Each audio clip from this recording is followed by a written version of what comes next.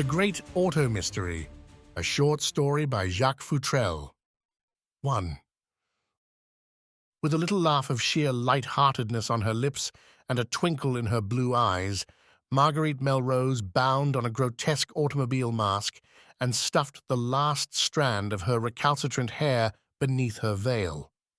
The pretty face was hidden from mouth to brow, and her curls were ruthlessly imprisoned under a cap held in place by the tightly tied veil. "It's perfectly hideous, isn't it?" she demanded of her companions. Jack Curtis laughed.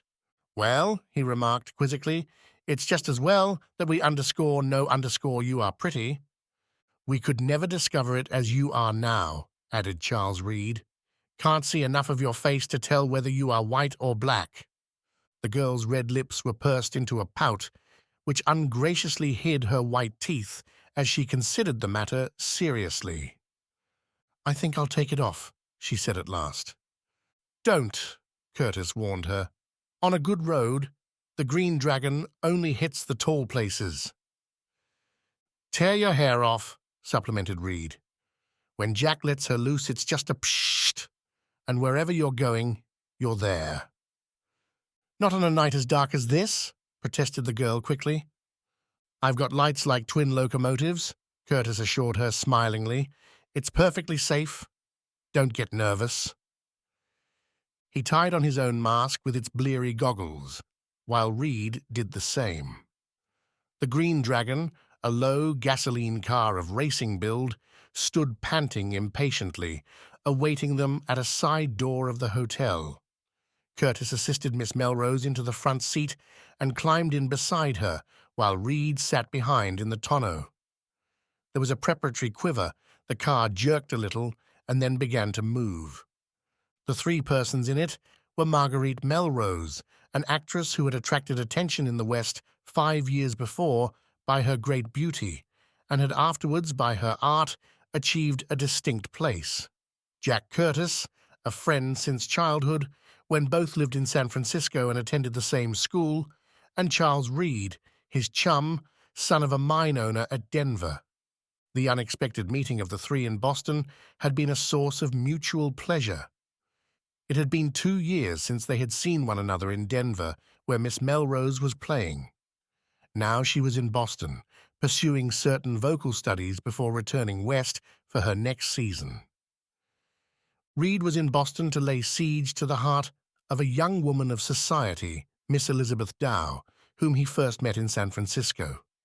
She was only 19 years old, but despite this, he had begun a siege, and his ardor had never cooled, even after Miss Dow returned east.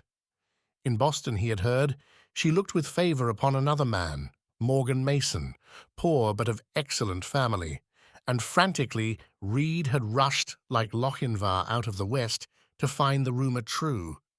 Curtis was one who never had anything to do save seek excitement in a new and novel way. He had come east with Reid.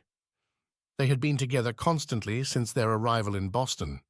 He was of a different type from Reid, in that his wealth was distinctly a burden, a thing which left him with nothing to do, and opened illimitable possibilities of dissipation. The pace he led was one which caused other young men to pause and think. Warm-hearted and perfectly at home with both Curtis and Reid, Miss Melrose, the actress, frequently took occasion to scold them. It was charming to be scolded by Miss Melrose, so much so, in fact, that it was worthwhile sinning again. Since she had appeared on the horizon, Curtis had devoted a great deal of time to her. Reid had his own difficulties trying to make Miss Dow change her mind. The Green Dragon, with its 3 passengers, ran slowly down from the Hotel Yarmouth, where Miss Melrose was stopping, toward the Common, twisting and winding tortuously through the crowd of vehicles. It was 6:30 in the evening. "Cut across here to Commonwealth Avenue," Miss Melrose suggested. She remembered something, and her bright blue eyes sparkled beneath the disfiguring mask. "I know a delightful old-fashioned inn out this way.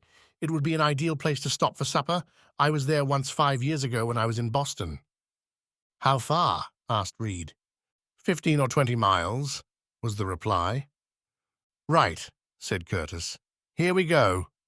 But soon after they were skimming along Commonwealth Avenue, which at that time of day is practically given over to automobilists, past the Vendome, the Somerset, and on over the flat, smooth road.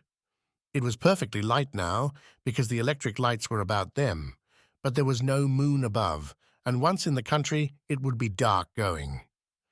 Curtis was intent on his machine. Reid was thoughtful for a time, but after a while leaned over and talked to Miss Melrose. "I heard something today that might interest you," he remarked. "What is it?" she asked. "Don McLean is in Boston." "I heard that," she replied casually. "Who is he?" asked Curtis. "A man who is frantically in love with Marguerite," said Reid with a smile. "Charlie," the girl reproved, and a flush crept into her face. "It was never anything very serious." Curtis looked at her curiously for a moment, then his eyes turned again to the road ahead.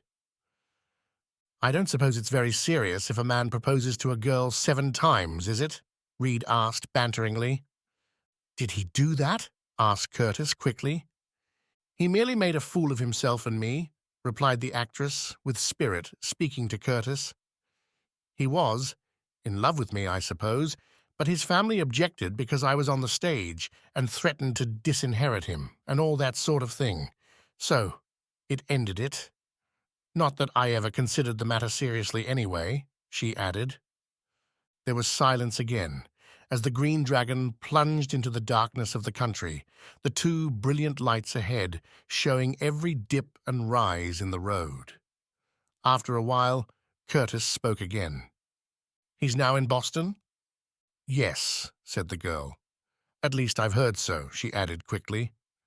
Then the conversation ran into other channels, and Curtis, busy with the great machine and the innumerable levers which made it do this or do that or do the other, dropped out of it.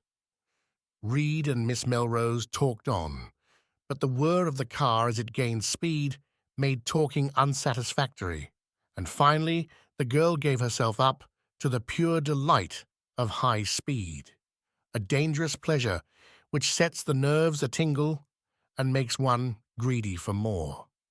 "Do you smell gasoline?" Curtis asked suddenly, turning to the others. "Believe I do," said Reid. "Confound it! If I've sprung a leak in my tank, it will be the deuce," Curtis growled amiably. "Do you think you've got enough to get to the inn?" asked Miss Melrose. "It can't be more than 5 or 6 miles now." "I'll run on until we stop," said Curtis. "We might be able to stir up some along here somewhere. I suppose they are prepared for autos." At last, lights showed ahead, many lights glimmering through the trees. "I suppose that's the inn now," said Curtis. "Is it?" he asked of the girl. "Really, I don't know, but I have an impression that it isn't. The one I mean seems farther out than this, and it seems to me we passed one on the way. However, I don't remember very well." "We'll stop and get some gasoline anyhow," said Curtis. Puffing and snorting odorously, the Green Dragon came to a standstill in front of an old house which stood back 20 feet or more from the road. It was lighted up, and from inside they could hear the cheery rattle of dishes and see white-aproned waiters moving about. Above the door was a sign, "Monarch Inn." "Is this the place?" asked Reid. "Oh, no," replied Miss Melrose. "The inn I spoke of was back from the road, 300 or 400 feet through a grove." Curtis leaped out, and evidently dropped something from his pocket as he did so, for he stopped and felt around for a moment. Then he examined his tank. "It's a leak," he said, in irritation. "I haven't more than half a gallon left. These people must have some gasoline. Wait a few minutes." Miss Melrose and Reid still sat in the car as he started away toward the house. Almost at the veranda, he turned and called back. "Charlie, I dropped something there when I jumped out. Get down and strike a match and see if you can find it. Don't go near that gasoline tank with the match." He disappeared inside the house. Reid climbed out and struck several matches. Finally, he found what was lost and thrust it into an outside pocket. Miss Melrose was gazing away down the road at two brilliant lights coming toward them rapidly. "Rather chilly," Reid said as he straightened up. "Want a cup of coffee or something?" "Thanks, no," the girl replied. "I think I'll run in and scare up some sort of a hot drink if you'll excuse me." "Now, Charlie, don't," the girl asked suddenly. "I don't like it." "Oh, one won't hurt," he replied lightly. "I shan't speak to you when you come out," she insisted, half banteringly. "Oh, yes, you will." He laughed and passed into the house. Miss Melrose tossed her pretty head impatiently and turned to watch the approaching lights. They were blinding as they drew nearer, clearly revealing her figure in its tan auto coat to the occupant of the other car. The newcomer stopped, and then she heard whoever was in it, she couldn't see, speaking to her. "Would you mind turning your car a little so I can run in off the road?" "I don't know how," she replied, helplessly. There was a little pause. The occupant of the other car was leaning forward, looking at her closely. "Is that you, Marguerite?" he asked finally. "Yes," she replied. "Who is that? Don?" "Yes." A man's figure leaped out of the other machine and came toward her. Curtis appeared beside the Green Dragon with a huge can of gasoline 20 minutes later. The two occupants of the car were clearly silhouetted against the sky, and Reid, leaning back in the tonneau, was smoking. "Find it?" he asked. "Yes," growled Curtis. And he began the work of repairing the leak and refilling his tank. It took only 5 minutes or so, and then he climbed up into the car. "Cold, Marguerite?" he asked. "She won't speak," said Reid, leaning forward a little. "She's angry because I went inside to get a hot scotch." "Wish I had one myself," said Curtis. "Let's wait till we get to the next place," Reid interposed. "A little supper and trimmings will put all of us in a better humor." Without answering, Curtis threw a lever, and the car pulled out. Two automobiles, which had been standing when they arrived, were still waiting for their owners. Annoyed at the delay, Curtis put on full speed. Finally, Reid leaned forward and spoke to the girl. "In a good humor?" he asked. She gave no sign of having heard, and Reid placed his hand on her shoulder as he repeated the question. Still, there was no answer. "Make her talk to you, Jack," he suggested to Curtis. "What's the matter, Marguerite?" asked Curtis as he glanced around. Still there was no answer, and he slowed up the car a little. Then he took her arm and shook it gently. There was no response. "What is the matter with her?" he demanded. "Has she fainted?" Again he shook her, this time more vigorously than before. "Marguerite," he called. Then his hand sought her face. It was deathly cold, clammy even about the chin. The upper part was still covered by the mask. For the third time he shook her, then, really frightened apparently, he caught at her gloved wrist and brought the car to a standstill. There was no trace of a pulse. The wrist was cold as death. "She must be ill, very ill," he said in some agitation. "Is there a doctor near here?"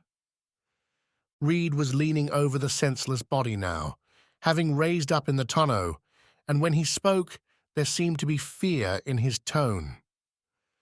"Better run on as fast as you can to the inner head," he instructed Curtis. "It's nearer than the one we just left. There may be a doctor there." Curtis grabbed frantically at the lever, and the car shot ahead suddenly through the dark. In 3 minutes, the lights of the second inn were in sight. The two men leaped from the car simultaneously and raced for the house. "A doctor! Quick!" Curtis breathlessly demanded of a waiter. "Next door." Without waiting for further instructions, Curtis and Reid ran to the auto, lifted the girl in their arms, and took her to a house which stood just a few feet away. There, after much clamoring, they aroused someone. Was the doctor in? Yes. Would he hurry? Yes. The door opened, and the men laid the girl's body on a couch in the hall. Dr. Leonard appeared. He was an old fellow, grizzled with keen, kindly eyes and rigid mouth. "What's the matter?" he asked. "Think she's dead," replied Curtis. The doctor adjusted his glasses rather hurriedly. "Who is she?" he asked, as he bent over the still figure and fumbled about the throat and breast. "Miss Marguerite Melrose, an actress," explained Curtis, hurriedly. "What's the matter with her?" demanded Reid, fiercely. The doctor still bent over the figure. In the dim lamplight, Curtis and Reid stood waiting anxiously, impatiently, with white faces. At last, the doctor straightened up. "What is it?" demanded Curtis. "She's dead," was the reply. "Great God!" exclaimed Reid. "How?" Curtis seemed speechless. "This," said the doctor, and he exhibited a long knife, damp with blood, stabbed through the heart. Curtis stared at him, at the knife, then at the inert figure, and lastly at the dead white of her face where it showed beneath the mask. "Look, Jack!" exclaimed Reid suddenly. "The knife!" Curtis looked again, then sank down on the couch beside the body. "Oh, my God, it's horrible," he said. To Hutchinson Hatch and half a dozen other reporters, Dr. Leonard, at his home late that night, told the story of the arrival of Jack Curtis and Charles Reid with the body of the girl and the succeeding events, so far as he knew them. The police and medical examiner Francis had preceded the newspaper men, and the body had been removed to a nearby village. "They came here in great excitement," Dr. Leonard explained. "They brought the body in with them, the man Curtis lifting her by the shoulders, and the man Reid at the feet. They placed the body on this couch. I asked them who she was, and they told me she was Marguerite Melrose, an actress. That's all that was said of her identity. Then I made an examination of the body, seeking a trace of life. There was none, although the body was not then entirely cold. In examining her heart, my hand struck the knife which had killed her, a heavy weapon evidently used for rough work, with a blade of 6 or 7 inches. I drew the knife out. Of course, knowing that it had pierced her heart, any idea of doing anything to save her was beyond question. One of the men, Curtis, seemed greatly excited about this knife after Reid called his attention to it. Curtis took the knife out of my hand and examined it closely, then asked if he might keep it. I told him it would have to be turned over to the medical examiner. He argued about it, and finally, to settle the argument, I took it out of his hand. Reid explained to Curtis that it was necessary for me to keep the knife, and finally, Curtis seemed to agree to it. Then I suggested that the police be notified. I did this myself by telephone, the men remaining with me all the time. I asked if they could throw any light on the tragedy, but neither could. Curtis said he had been out searching for a man who had the keys to a shed where some gasoline was locked up, and it took 15 or 20 minutes to find him. As soon as he got the gasoline, he returned to the auto. Reid and Miss Melrose were at this time in the auto, he said. What had happened while he had been away, Curtis didn't know. Reid said he too had stepped out of the automobile, and after exchanging a few words with Miss Melrose, went into the inn. There he remained 15 minutes or so, because inside he saw a woman he knew and spoke to her. He declared that any one of 3 waiters could verify his statement that he was in the Monarch Inn. After I had notified the police, Curtis grew very uneasy in his actions. It didn't occur to me at the moment, but now I recalled that it was so, and suggested to Reid that they go on to Boston and send out detectives, special Pinkerton men. I tried to dissuade them, but they went away. I couldn't stop them. They gave me their cards, however. They are at the Hotel Teutonic, and told me they could be seen there at any time. The medical examiner and the police came afterwards. I told them, and one of the detectives started immediately for Boston. They have probably told their story to him by this time.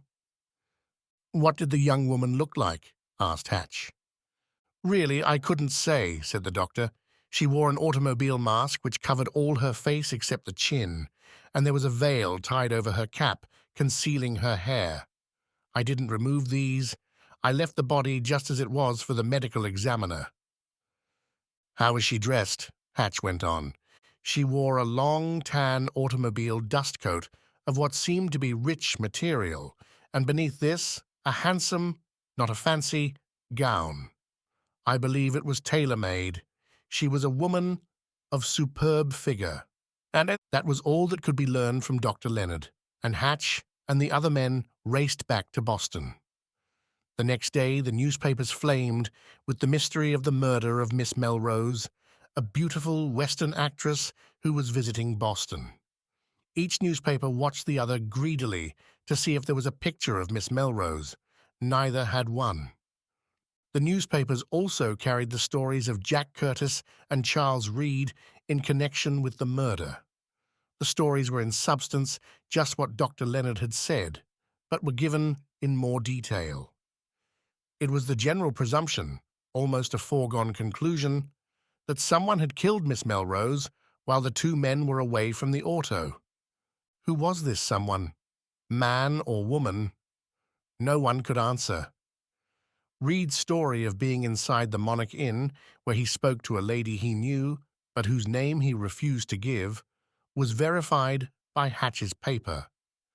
3 waiters had seen him. The medical examiner had made only a brief statement, in which he had said, in answer to a question, that the person who killed Miss Melrose might have been either at her right, in the position Curtis would have occupied while driving the car, or might have leaned forward from behind and stabbed her. Thus it was not impossible that one of the men in the car with her had killed her, yet against this possibility was the fact that each of the men was one whom one could not readily associate with such a crime. The fact that the fatal blow was delivered from the right was proven, said the astute medical examiner, by the fact that the knife slanted as a knife could not have been slanted conveniently by a person on her other side, her left. There were many dark, underlying intimations behind what the medical man said, but he refused to say any more. Meanwhile, the body remained in the village where it had been taken. Efforts to get a photograph were unavailing. Pleas of newspaper artists for permission to sketch her fell upon deaf ears. Curtis and Reid, after their first statements, remained in seclusion at the Teutonic. They were not arrested because this did not seem necessary. Both had offered to do anything in their power to solve the riddle, had even employed Pinkerton men, who were now on the case, but they would say nothing nor see anyone except the police.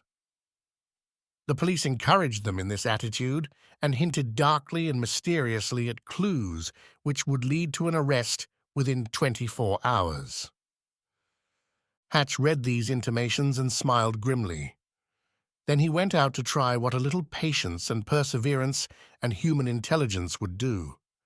He learned something of Reid's little romance in Boston, yet not all of it. It was a fact, however, that Reid had called at the home of Miss Elizabeth Dow on Beacon Hill just after noon and inquired for her. "She is not in," the maid had replied. "I'll leave my card for her," said Reid. "I don't think she'll be back," the girl answered. "Not be back?" Reid repeated. "Why?" "Haven't you seen the afternoon papers?" asked the girl. "They will explain. Mrs. Dow, her mother, told me not to talk to anyone." Reid left the house with a wrinkle in his brow and walked on toward the common. There he halted a newsboy and bought an afternoon paper. Many afternoon papers. The first pages were loaded with details of the murder of Miss Melrose, theories, conjectures, 1,000 little things, with long dispatches of her history and her stage career from San Francisco. Reid passed these over impatiently, with a slight shiver, and looked inside the paper. There he found the thing to which the maid had referred.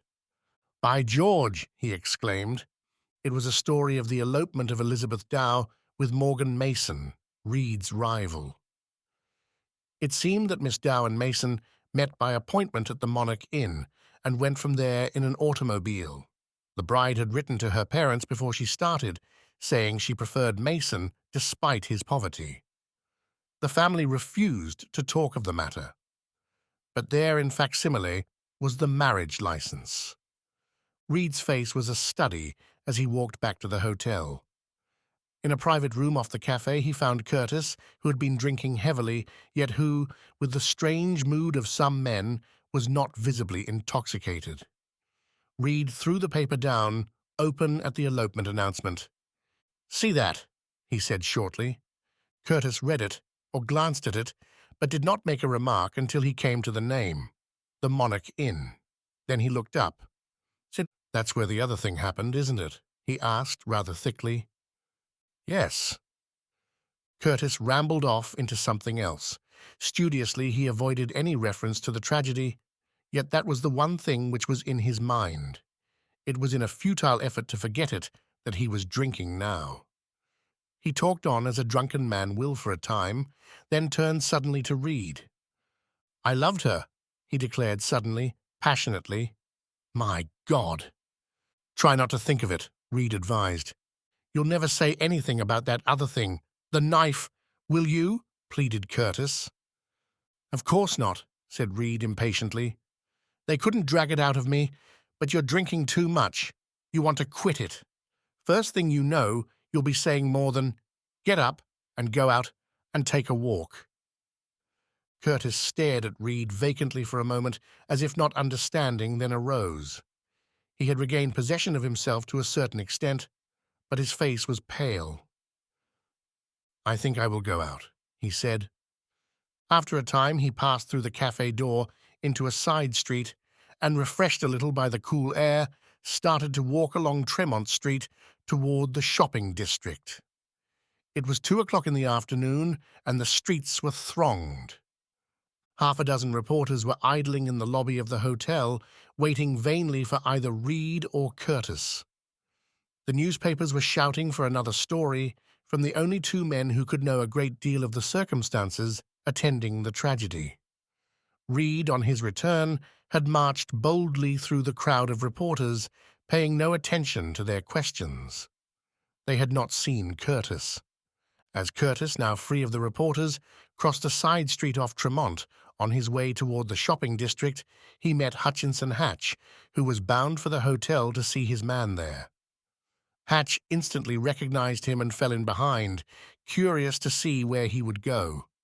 At a favorable opportunity, safe beyond reach of the other men, he intended to ask a few questions. Curtis turned into Winter Street and strolled along through the crowd of women.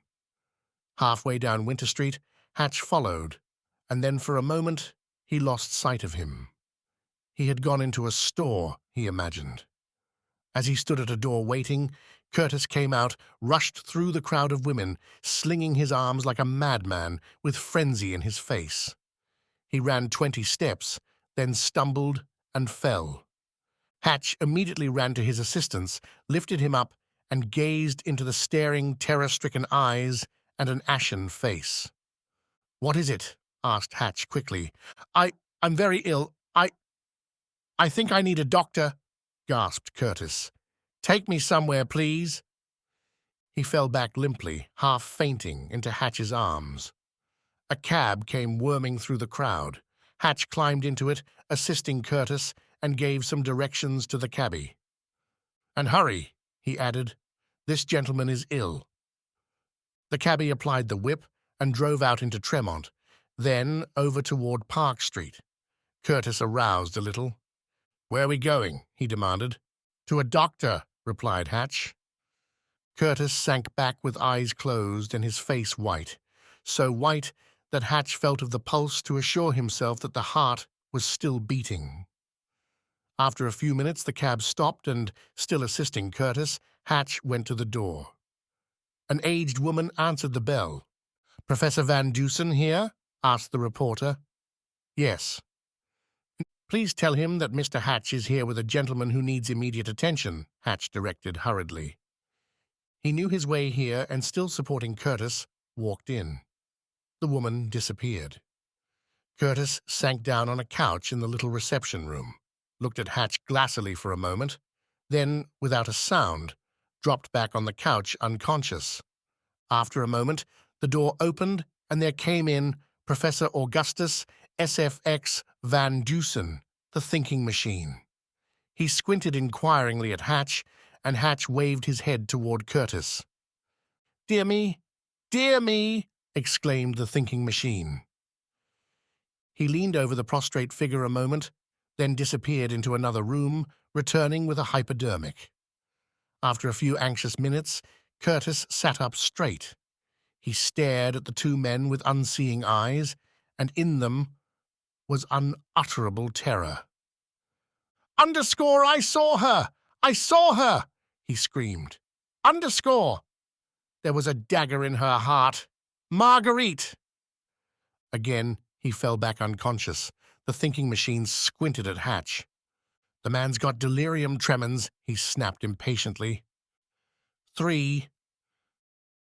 For 15 minutes, Hatch silently looked on as the thinking machine worked over the unconscious man.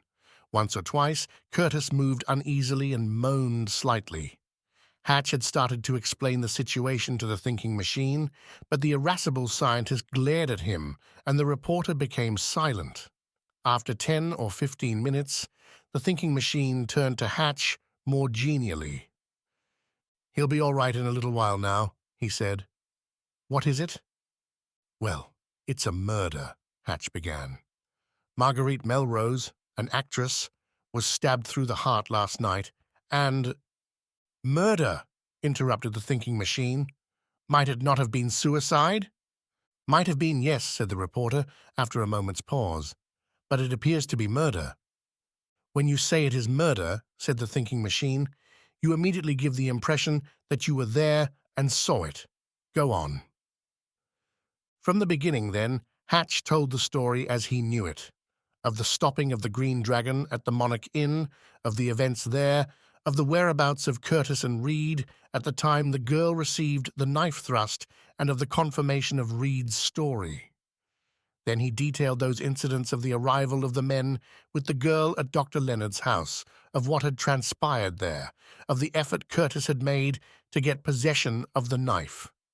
With fingertips pressed together and squinting steadily upward, the thinking machine listened. At its end, which bore on the actions of Curtis just preceding his appearance in the room with them, the thinking machine arose and walked over to the couch where Curtis lay. He ran his slender fingers idly through the unconscious man's thick hair several times. "Doesn't it strike you as perfectly possible, Mr. Hatch," he asked finally, "that Miss Melrose did kill herself?" "It may be perfectly possible, but it doesn't appear so," said Hatch. "There was no motive." "And certainly you've shown no motive for anything else," said the other, crustily. "Still," he mused, "I really can't say anything until I talk to him." He again turned to his patient, and as he looked, saw the red blood surge back into the face.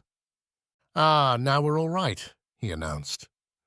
Thus it happened, for after another 10 minutes, the patient sat up suddenly on the couch and looked at the two men before him, bewildered. "What's the matter?" he asked. The thickness was gone from his speech. He was himself again, although a little shaky. Briefly, Hatch explained to him what had happened, and he listened silently. Finally, he turned to the thinking machine. "And this gentleman?" he asked. He noted the queer appearance of the scientist and stared into the squint eyes frankly. "Professor Van Dusen, a distinguished scientist and physician," Hatch introduced. "I brought you here. He has been working with you for an hour."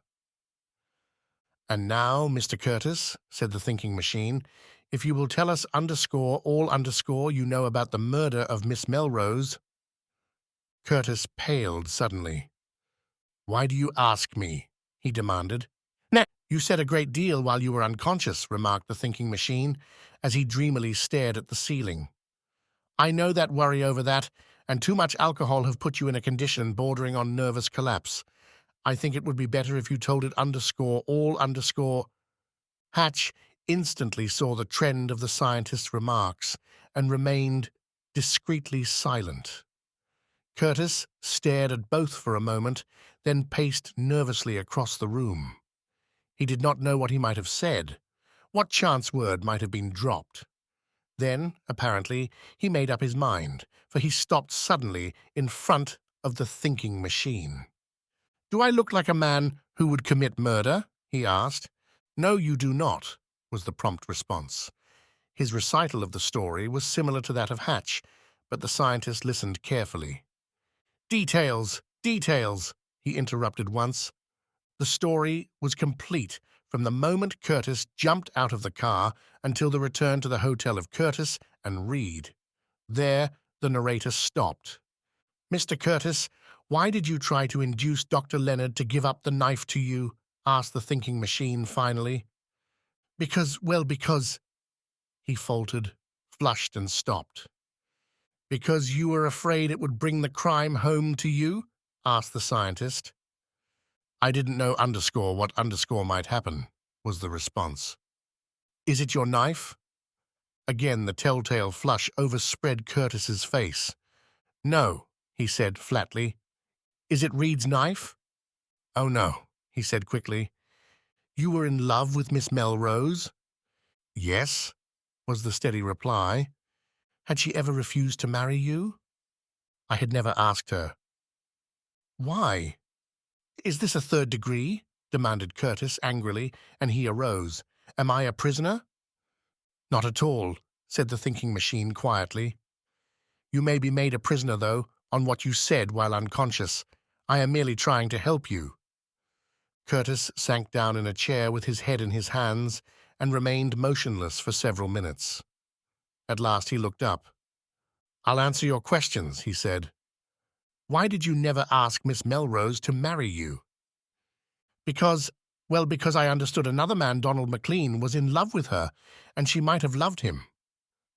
I understood she would have married him, had it not been that by doing so she would have caused his disinheritance. McLean is now in Boston." "Ah!" exclaimed the thinking machine. "Your friend Reed didn't happen to be in love with her too, did he?" "Oh, no," was the reply. "Reed came here hoping to win the love of Miss Dow, a society girl. I came with him." "Miss Dow?" asked Hatch quickly. "The girl who eloped last night with Morgan Mason?" "Yes," replied Curtis. "That elopement and this crime have put Reed almost in as bad a condition as I am." "What elopement?" asked the thinking machine. Hatch explained how Mason had procured a marriage license, how Miss Dow and Mason had met at the Monarch Inn, where Miss Melrose must have been killed according to all stories, how Miss Dow had written to her parents from there of the elopement, and then of their disappearance. The thinking machine listened, but without apparent interest. "Have you such a knife as was used to kill Miss Melrose?" he asked at the end. "No." "Did you ever have such a knife?" "Well, once." "Where did you carry it when it was not in your auto kit?" "In my lower coat pocket." "By the way, what kind of looking woman was Miss Melrose?" "One of the most beautiful women I ever met," said Curtis, with a certain enthusiasm. "Of ordinary height, superb figure, a woman who would attract attention anywhere." "I believe she wore a veil and an automobile mask at the time she was killed?" "Yes. They covered all her face except her chin." "Could she, wearing an automobile mask, see either side of herself without turning?" asked the thinking machine pointedly. "Had you intended to stab her, say while the car was in motion, and had the knife in your hand, even in daylight, could she have seen it without turning her head? Or if she had had the knife, could you have seen it?" Curtis shuddered a little. "No, I don't believe so." "Was she blonde or brunette?" "Blonde, with great clouds of golden hair," said Curtis, and again there was admiration in his tone. "Golden hair?" Hatch repeated. "I understood Medical Examiner Francis to say she had dark hair." "No, golden hair," was the positive reply. "Did you see the body, Mr. Hatch?" asked the scientist. "No, none of us saw it. Dr. Francis makes that a rule." The thinking machine arose, excused himself, and passed into another room. They heard the telephone bell ring, and then someone closed the door, connecting the two rooms. When the scientist returned, He went straight to a point which Hatch had impatiently awaited. "What happened to you this afternoon in Winter Street?" Curtis had retained his composure well up to this point. Now he became uneasy again. Quick pallor on his face was succeeded by a flush which crept up to the roots of his hair. "I've been drinking too much," he said at last. "That and this thing have completely unnerved me. I am afraid I was not myself." "What did you underscore?" "Think underscore you saw," insisted the thinking machine. "I went into a store for something. I've forgotten what now. I know there was a great crowd of women. They were all about me. There I saw—" He stopped and was silent for a moment. "There I saw," he went on with an effort, "a woman, just a glimpse of her, over the heads of the others in the store, and—" "And what?" insisted the thinking machine. "At the moment I would have sworn it was Marguerite Melrose," was the reply. "Of course you know you were mistaken." "I know it now," said Curtis. "It was a chance resemblance, but the effect on me was awful. I ran out of there shrieking. It seemed to me. Then I found myself here." "And you don't know what you said or did from that time until the present?" asked the scientist curiously. "No, except in a hazy sort of way." After a while, Martha, the scientist's aged servant, appeared in the doorway. "Mr. Mallory and a gentleman, sir." "Let them come in," said the thinking machine. "Mr. Curtis," and he turned to him gravely, "Mr. Reid is here. I sent for him as if at your request to ask him 2 questions. If he answers those questions, as I believe he will, I can demonstrate that you are not guilty of and have no connection with the murder of Miss Melrose. Let me ask these questions without any hint or remark from you as to what the answer must be. Are you willing?" "I am," replied Curtis. His face was white, but his voice was firm. Detective Mallory, whom Curtis didn't know, and Charles Reid entered the room. Both looked about curiously. Mallory nodded brusquely at Hatch. Reid looked at Curtis, and Curtis looked away. "Mr. Reid," said the thinking machine, without any preliminary, "Mr. Curtis tells me that the knife used to kill Miss Melrose was your property. Is that so?" he demanded quickly, as Curtis faced about wonderingly. "No," thundered Reid fiercely. "Is it Mr. Curtis's knife?" asked the thinking machine. "Yes," flashed Reid. "It's a part of his auto kit." Curtis started to speak. The thinking machine waved his hand toward him. Detective Mallory caught the gesture and understood that Jack Curtis was his prisoner for murder. 4. Curtis was led away and locked up. He raved and bitterly denounced Reid for the information he had given, but he did not deny it. Indeed, after the first burst of fury, he said nothing. Once he was under lock and key, the police, led by Detective Mallory, searched his rooms at the Hotel Teutonic, and there they found a handkerchief stained with blood. It was slight. Still, it was a stain. This was immediately placed in the hands of an expert, who pronounced it human blood. Then the case against Curtis seemed complete. It was his knife. He had been in love with Miss Melrose, therefore probably jealous of her, and here was the telltale bloodstain. Meanwhile, Reid was permitted to go his way. He seemed crushed by the rapid sequence of events and read eagerly every line he could find in the public prints concerning both the murder and the elopement of Miss Dow. This latter affair, indeed, seemed to have greater sway over his mind than the murder, or that a lifetime friend was now held as the murderer. Meanwhile, the thinking machine had signified to Hatch his desire to visit the scene of the crime and see what might be done there. Late in the afternoon, therefore, they started, taking a train for a village nearest the Monarch Inn. "It's a most extraordinary case," the thinking machine said, "much more extraordinary than you can imagine." "In what respect?" asked the reporter. "In motive, in the actual manner of the girl meeting her death, and in a dozen other details which I can't state now because I haven't all the facts." "You don't doubt but what it was murder?" "It doesn't necessarily follow," said the thinking machine, evasively. "Suppose we were seeking a motive for Miss Melrose's suicide. What would we have? We would have her love affair with this man McLean, whom she refused to marry because she knew he would be disinherited. Suppose she had not seen him for a couple of years. Suppose she had made up her mind to give him up, that he had suddenly appeared when she sat alone in the automobile in front of the Monarch Inn. Suppose then, finding all her love reawakened, she had decided to end it all. But Curtis's knife and the blood on his handkerchief? Suppose, having made up her mind to kill herself, she had sought a weapon? Went on the thinking machine, as if there had been no interruption. What is more natural than she should have sought something, the knife, say, in the tool bag or kit, which must have been near her? Suppose she stabbed herself while the men were away from the automobile, or even after they had started on again in the darkness? Hatch looked a little crestfallen.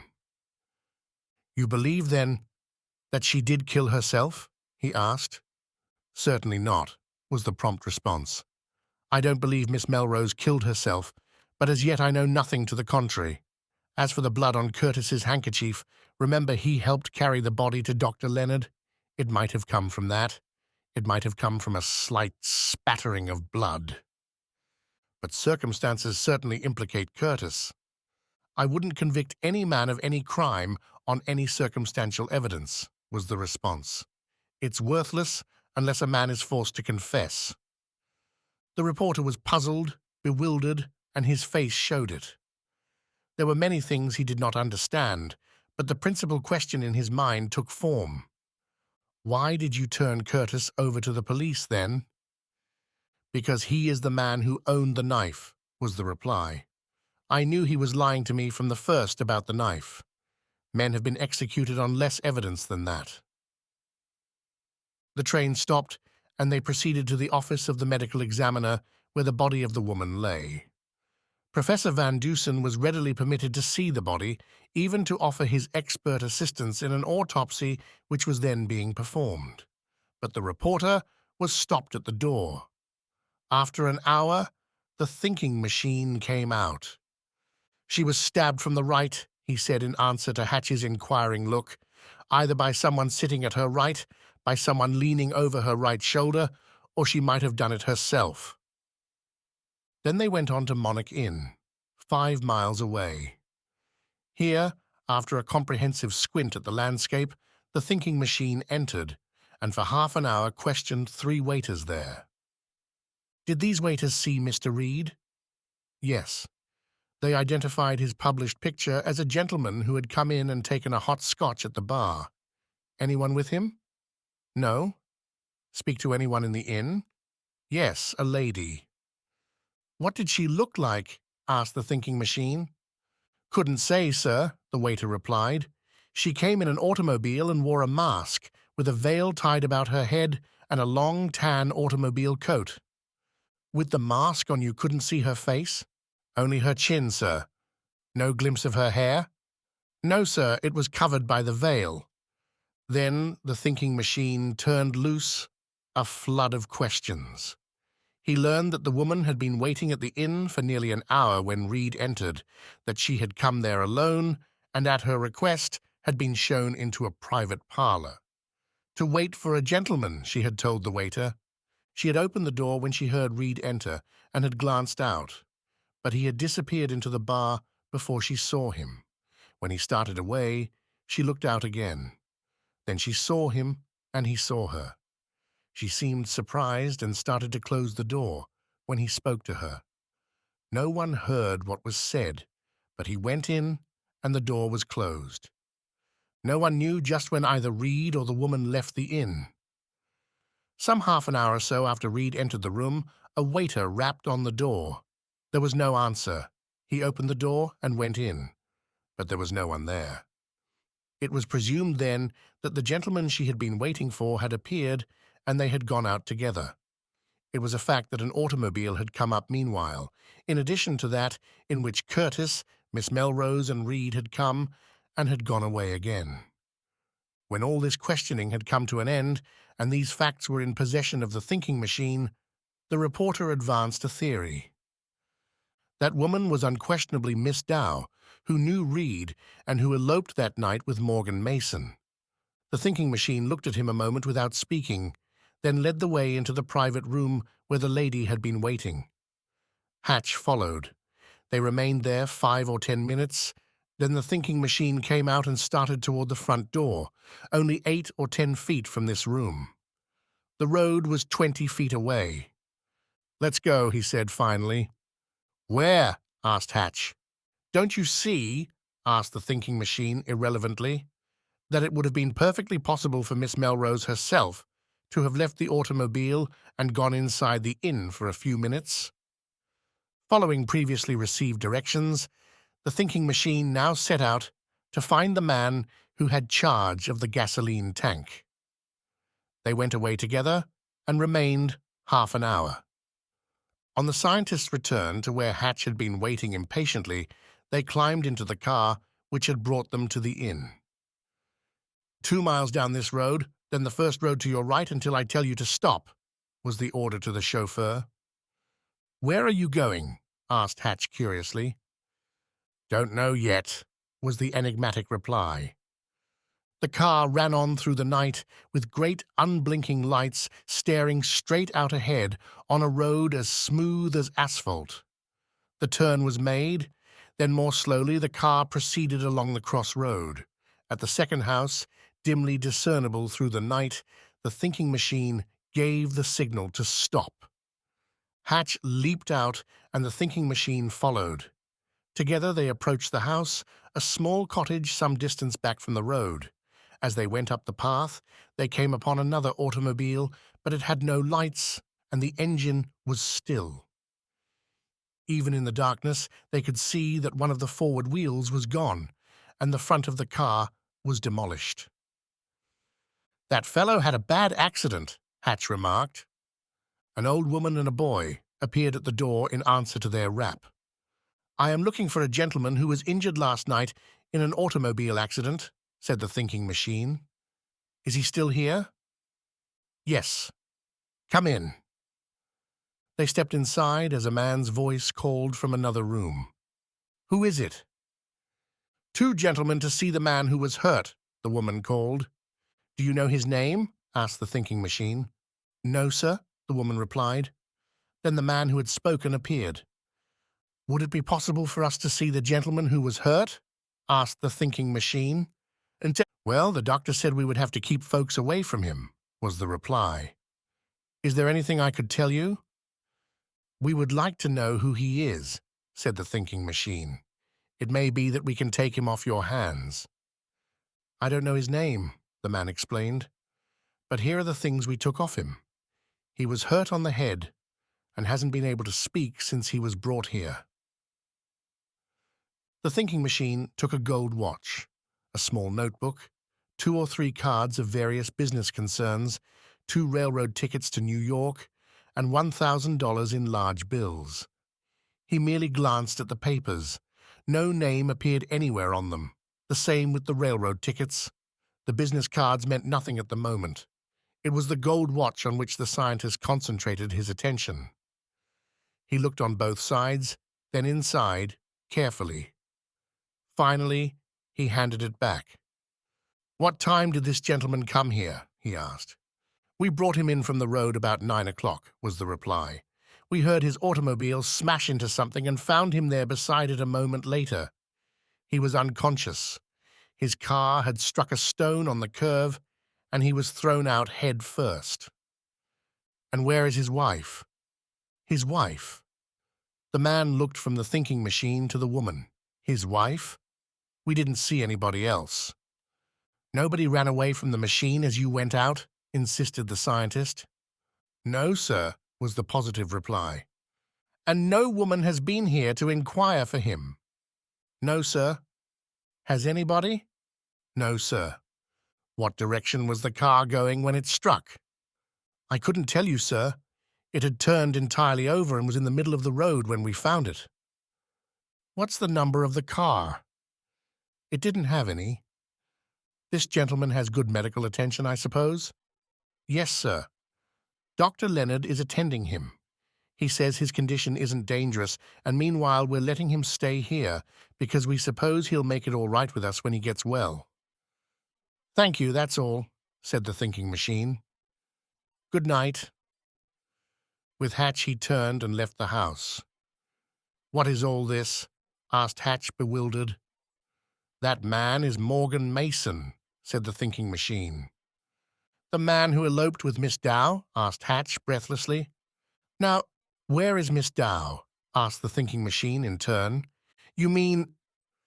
The thinking machine waved his hand off into the vague night. It was a gesture which Hatch understood perfectly.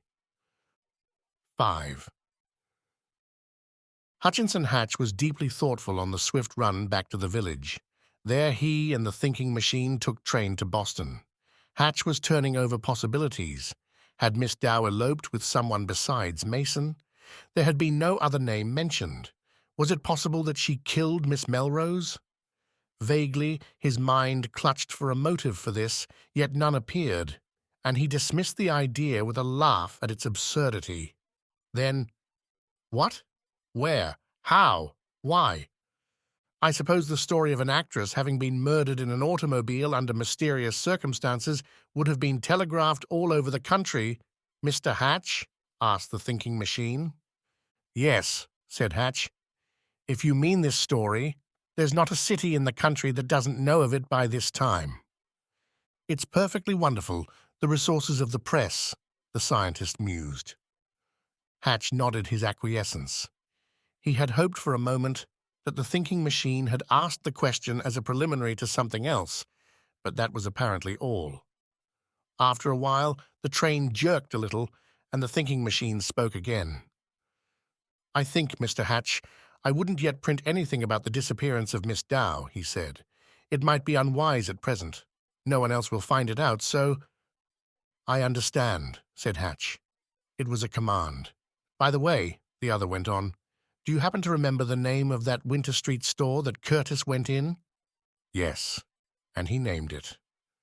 It was nearly midnight when the thinking machine and Hatch reached Boston.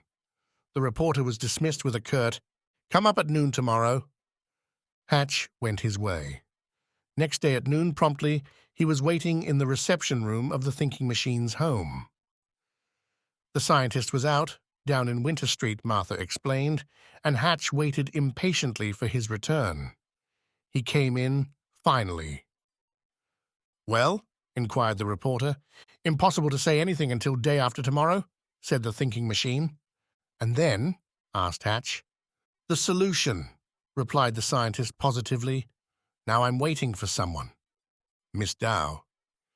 Meanwhile, you might see Reid and find out in some way if he ever happened to make a gift of any little thing, a thing that a woman would wear on the outside of her coat, for instance, to Miss Dow. Lord, I don't think he'll say anything. Find out, too, when he intends to go back west." It took Hatch 3 hours and required a vast deal of patience and skill to find out that on a recent birthday, Miss Dow had received a present of a monogram belt-buckle from Reid. That was all, and that was not what the thinking machine meant. Hatch had the word of Miss Dow's maid for it, that while Miss Dow wore this belt at the time of her elopement, it was underneath the automobile coat. "Have you heard anything more from Miss Dow?" asked Hatch. "Yes," responded the maid. "Her father received a letter from her this morning. It was from Chicago, and said that she and her husband were on their way to San Francisco and that the family might not hear from them again until after the honeymoon." "How? What?" gasped Hatch. His brain was in a muddle. "She in Chicago with her husband?" "Yes, sir." "Is there any question about the letter being in her handwriting?" "Not at all," replied the maid positively. "It's perfectly natural," she concluded. "But—" Hatch began. Then he stopped. For one fleeting instant, he was tempted to tell the maid that the man whom the family had supposed was Miss Dow's husband was lying unconscious at a farmhouse not a great way from the Monarch Inn, and that there was no trace of Miss Dow. Now this letter. His head whirled when he thought of it. "Is there any question but that Miss Dow did elope with Mr. Mason and not some other man?" he asked. "It was Mr. Mason, all right," the girl responded. "I knew there was to be an elopement and helped arrange for Miss Dow to go," she added confidentially. "It was Mr. Mason, I know." Then Hatch rushed away and telephoned to the thinking machine. He simply couldn't hold this latest development until he saw him again. "We've made a mistake," he bellowed through the phone. "What's that?" demanded the thinking machine aggressively. "Miss Dow is in Chicago with her husband. Family has received a letter from her. That man out there with the smashed head can't be Mason," the reporter explained hurriedly. Dear me," said the thinking machine over the wire. And again, "Dear me." "Her maid told me all about it," Hatch rushed on. "That is, all about her aiding Miss Dow to elope and all that. Must be some mistake." "Dear me," again came in the voice of the thinking machine. Then, "Is Miss Dow a blonde or brunette?" The irrelevancy of the question caused Hatch to smile in spite of himself. "A brunette," he answered. "A pronounced brunette." "Then," said the thinking machine, as if this were merely dependent upon or a part of the blonde or brunette proposition, "get immediately a picture of Mason somewhere. I suppose you can go out and see that man with the smashed head and see if it is Mason. Let me know by phone." "All right," said Hatch rather hopelessly. "But it is impossible." "Don't say that," snapped the thinking machine. "Don't say that," he repeated angrily. "It annoys me exceedingly." It was nearly 10 o'clock that night when Hatch again phoned to the thinking machine. He had found a photograph. He had seen the man with the smashed head. They were the same. He so informed the thinking machine. "Ah," said that individual quietly. "Did you find out about any gift that Reid might have made to Miss Dow?" he asked. "Yes, a monogram belt buckle of gold," was the reply. Hatch was over his head and knew it. He was finding out things and answering questions, which by the wildest stretch of his imagination he could not bring to bear on the matter in hand, the mystery surrounding the murder of Marguerite Melrose, an actress. "Meet me at my place here at 1 o'clock day after tomorrow," instructed the thinking machine. "Publish as little as you can of this matter until you see me. It's extraordinary, perfectly extraordinary. Goodbye." That was all. Hatch groped hopelessly through the tangle, seeking one fact that he could grasp.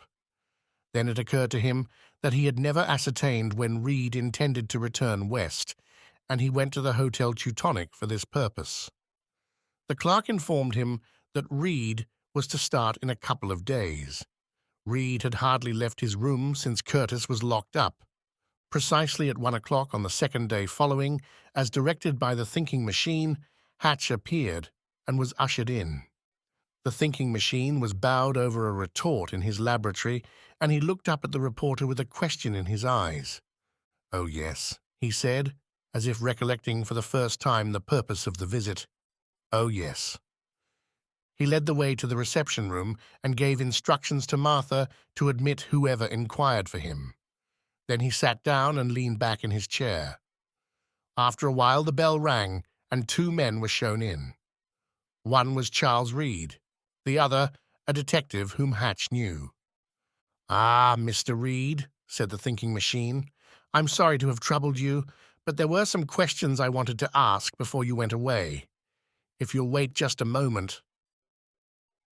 Reid bowed and took a seat. "Is he under arrest?" Hatch inquired of the detective, aside. "Oh, no," was the reply. "Oh, no. Detective Mallory told me to ask him to come up. I don't know what for." After a while, the bell rang again. Then Hatch heard Detective Mallory's voice in the hall and the rustle of skirts. Then the voice of another man. Mallory appeared at the door after a moment. Behind him came 2 veiled women and a man who was a stranger to Hatch. "I'm going to make a request, Mr. Mallory," said the thinking machine. "I know it will be a cause of pleasure to Mr. Reid. It is that you release Mr. Curtis, who is charged with the murder of Miss Melrose." "Why?" demanded Mallory quickly. Hatch and Reid stared at the scientist curiously. This, said the thinking machine.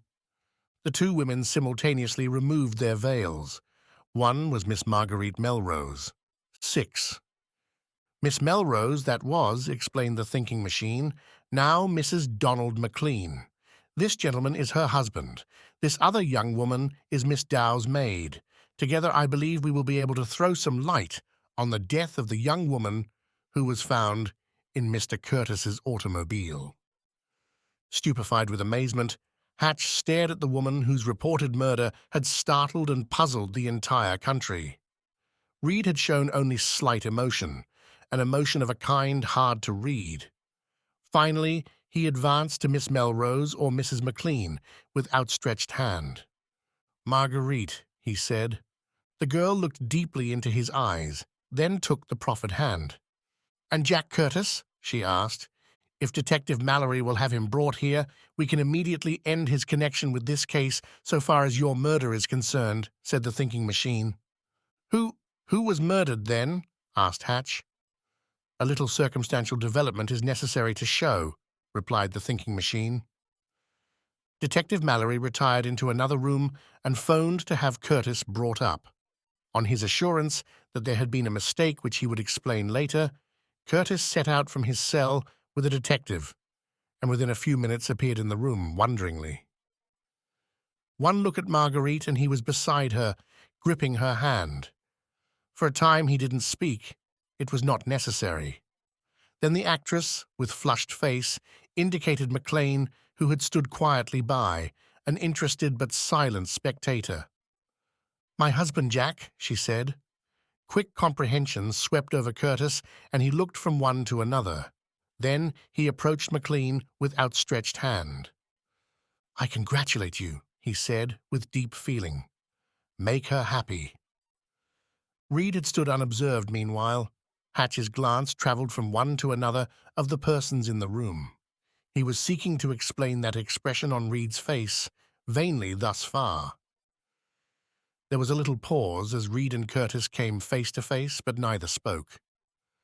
"Now, please, what does it all mean?" asked McLean, who up to this time had been silent. "It's a strange study of the human brain," said the thinking machine, "and incidentally, a little proof that circumstantial evidence is absolutely worthless. For instance, here it was proven that Miss Melrose was dead, that Mr. Curtis was jealous of her, that while drinking he had threatened her, this I learned at the Hotel Yarmouth, but now it is unimportant, that his knife killed her, and finally that there was blood on one of his handkerchiefs. This is the complete circumstantial chain, and Miss Melrose appears alive. Suppose we take the case from the point where I entered it. It will be interesting as showing the methods of a brain which reduces all things to tangible strands which may be woven into a whole, then fitting them together. My knowledge of the affair began when Mr. Curtis was brought to these apartments by Mr. Hatch. Mr. Curtis was ill. I gave him a stimulant. He aroused suddenly and shrieked, "I saw her! There was a dagger in her heart! Marguerite!" My first impression was that he was insane. My next that he had delirium tremens, because I saw he had been drinking heavily. Later I saw it was temporary mental collapse due to excessive drinking and a tremendous strain. Instantly I associated Marguerite with this, a dagger in her heart. Therefore, Marguerite dead or wounded. I saw her, dead or alive. These, then, were my first impressions. I asked Mr. Hatch what had happened. He told me Miss Melrose, an actress, had been murdered the night before. I suggested suicide because suicide is always the first possibility in considering a case of violent death which is not obviously accidental. He insisted that he believed it was murder and told me why. It was all he knew of the story. And there was the stopping of the Green Dragon at the Monarch Inn for gasoline, the disappearance of Mr. Curtis, as he told the police, to hunt for gasoline, partly proven by the fact that he brought it back. the statement of Mr. Reid to the police that he had gone into the inn for a hot scotch, and confirmation of this. Above all, here was the opportunity for the crime, if it were committed by any person other than Curtis or Reid. Then Mr. Hatch repeated to me the statement made to him by Dr. Leonard.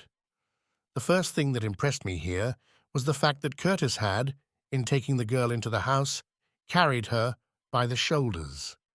Instantly I saw, knowing that the girl had been stabbed through the heart, how it would be possible for blood to get on Mr. Curtis's hands, thence on his handkerchief or clothing.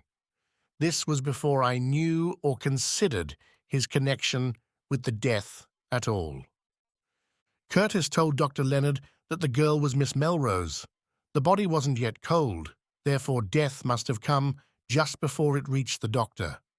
Then the knife was discovered. Here was the first tangible working clue, a rough knife with a blade 6 or 7 inches long. Obviously not the sort of knife a woman would carry about with her. Therefore, where did it come from? Curtis tried to induce the doctor to let him have the knife. Probably Curtis's knife, possibly Reid's. Why Curtis's? The nature of the knife, a blade 6 or 7 inches long, indicated a knife used for heavy work, not for a penknife. Under ordinary circumstances, such a knife would not have been carried by Reid. Therefore, it may have belonged to Curtis's auto kit. He might have carried it in his pocket. Thus, considering underscore that it was Miss Melrose who was dead underscore, we had these facts. Dead only a few minutes, possibly stabbed while the 2 men were away from the car. Curtis's knife used. Not a knife from any other auto kit, mind you, underscore, because Curtis recognized this knife underscore. 2 and 2 make 4, not sometimes, but all the time. Every person in the room was leaning forward, eagerly listening. Reid's face was perfectly white. The thinking machine finally arose, walked over and ran his fingers through Reid's hair, then sat again, squinting at the ceiling. He spoke as if to himself. Then Mr. Hatch told me another important thing, he went on. At the moment it appeared a coincidence. Later it assumed its complete importance. This was that Dr. Leonard did not actually see the face of the girl, only the chin, that the hair was covered by a veil and the mask covered the remainder of the face. Here, for the first time, I saw that it was wholly possible that the woman underscore was not Miss Melrose at all underscore. I saw it as a possibility, not that I believed it.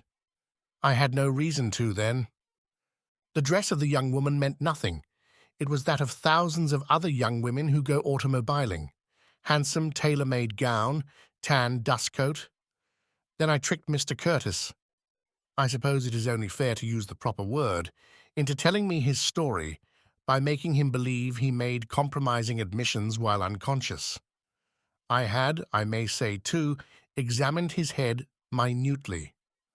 I have always maintained that the head of a murderer will show a certain indentation.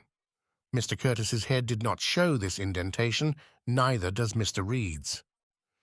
Mr. Curtis told me the first thing to show that the knife which killed the girl, I still believed her Miss Melrose then, could have passed out of his hands.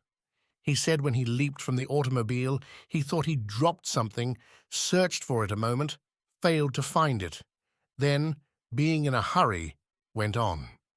He called back to Mr. Reid to search for what he had lost. That is when Mr. Curtis lost the knife. That is when it passed into the possession of Mr. Reid. He found it. Every eye was turned on Reid. He sat as if fascinated, staring into the upward-turned face of the scientist. There we had a girl, presumably Miss Melrose, dead by a knife owned by Mr. Curtis, last in the possession of Mr. Reid. Mr. Hatch had previously told me that the medical examiner said the wound which killed the girl came from her right, in a general direction. Therefore, here was a possibility that Mr. Reid did it in the automobile. A possibility, I say. I asked Mr. Curtis why he tried to recover the knife from Dr. Leonard. He stammered and faltered, but really it was because, having recognized the knife, he was afraid the crime would come home to him. Mr. Curtis denied flatly that the knife was his, and in denying told me that it was. It was not Mr. Reid's, I was assured. Mr. Curtis also told me of his love for Miss Melrose, but there was nothing there, as it appeared, strong enough to suggest a motive for murder. He mentioned you, Mr. McLean, then? Then Mr. Curtis named Miss Dow as one whose hand had been sought by Mr. Reid. Mr. Hatch told me this girl, Miss Dow, had eloped the night before with Morgan Mason from Monarch Inn, or to be exact, that her family had received a letter from her stating that she was eloping, that Mason had taken out a marriage license. Remember, this was the girl that Reid was in love with. It was singular that there should have been a Monarch Inn end to that elopement, as well as to this tragedy. This meant nothing as bearing on the abstract problem before me until Mr. Curtis described Miss Melrose as having golden hair. With another minor scrap of information, Mr. Hatch again opened up vast possibilities by stating that the medical examiner, a careful man, had said Miss Melrose had dark hair. I asked him if he had seen the body. He had not, but the medical examiner told him that. Instantly in my mind, the question was aroused. Was it Miss Melrose who was killed? This was merely a possibility. It still had no great weight with me. I asked Mr. Curtis as to the circumstances which caused his collapse in Winter Street. He explained it was because he had seen a woman whom he would have sworn was Miss Melrose if he had not known that she was dead. This, following the dark hair and blonde hair puzzle, instantly caused this point to stand forth sharply in my mind. Was Miss Melrose dead at all? I had good reason, then, to believe that she was not . Previously, with the idea of fixing for all time the ownership of the knife, yet knowing in my own mind it was Mr. Curtis's, I had sent for Mr. Reid. I told him Mr. Curtis had said it was his knife. Mr. Reid fell into the trap and did the very thing I expected. He declared angrily the knife was Mr. Curtis's, thinking Curtis had tried to saddle the crime on him. Then I turned Mr. Curtis over to the police. When he was locked up, I was reasonably certain that he did not commit any crime, because I had traced the knife from him to Mr. Reid. There was a glitter in Reid's eyes now. It was not fear, only a nervous battle to restrain himself. The thinking machine went on. I saw the body of the dead woman, indeed assisted at her autopsy. She was a pronounced brunette. Miss Melrose was a blonde. The mistake in identity was not an impossible one, in view of the fact that each wore a mask and had her hair tied up under a veil. That woman was stabbed from the right, still a possibility of suicide. "Who was the woman?" demanded Curtis. He seemed utterly unable to control himself longer. "Miss Elizabeth Dow, who was supposed to have eloped with Morgan Mason," was the quiet reply. Instant amazement was reflected on every face save Reid's, and again every eye was turned to him. Miss Dow's maid burst into tears. "Mr. Reid knew who the woman was all the time," said the thinking machine. Knowing then that Miss Dow was the dead woman, this belief being confirmed by a monogrammed gold belt buckle, ED, on the body, I proceeded to find out all I could in this direction. The waiters had seen Mr. Reid in the inn, had seen him talking to a masked and veiled lady who had been waiting for nearly an hour, had seen him go into a room with her, but had not seen them leave the inn. Mr. Reid had recognized the lady, not she him. How? By a glimpse of the monogram belt buckle, which he knew because he probably gave it to her. "He did," interposed Hatch. "I did," said Reid calmly. It was the first time he had spoken. "Now, Mr. Reid went into the room and closed the door, carrying with him Mr. Curtis's knife," went on the thinking machine. "I can't tell you from _personal observation what happened in that room, but I know. Mr. Reid learned in some way that Miss Dow was going to elope. He learned that she had been waiting long past the time when Mason was due there, that she believed he had humiliated her by giving up the idea at the last minute. Being in a highly nervous condition, she lost faith in Mason and in herself, and perhaps mentioned suicide. She did, said Reid calmly. Go on, Mr. Reid, suggested the thinking machine. I believe, too, that Mason had changed his mind, the young man continued with steady voice. I pleaded with Miss Dow to give up the idea of eloping because, remember, I loved her too. She finally consented to go on with our party as her automobile had gone. We came out of the inn together. When we reached the automobile, the Green Dragon, I saw Miss Melrose getting into Meister McLean's automobile, which had come up meanwhile. Instantly I saw or imagined the circumstances and said nothing to Miss Dow about it, particularly as Mr. McLean's car dashed away at full speed. Now, in taking Miss Dow to the Green Dragon, it had been my purpose to introduce her to Miss Melrose. She knew Mr. Curtis. When I saw Miss Melrose was gone, I knew Curtis would wonder why. I couldn't explain, because every moment I was afraid Mason would appear to claim Miss Dow, and I was anxious to get her as far away as possible. Therefore, I requested her not to speak until we reached the next inn, and there I would explain to Curtis. Somewhere between the Monarch Inn and the inn we had started for Miss Dow changed her mind, probably was overcome by the humiliation of her position, and she used the knife.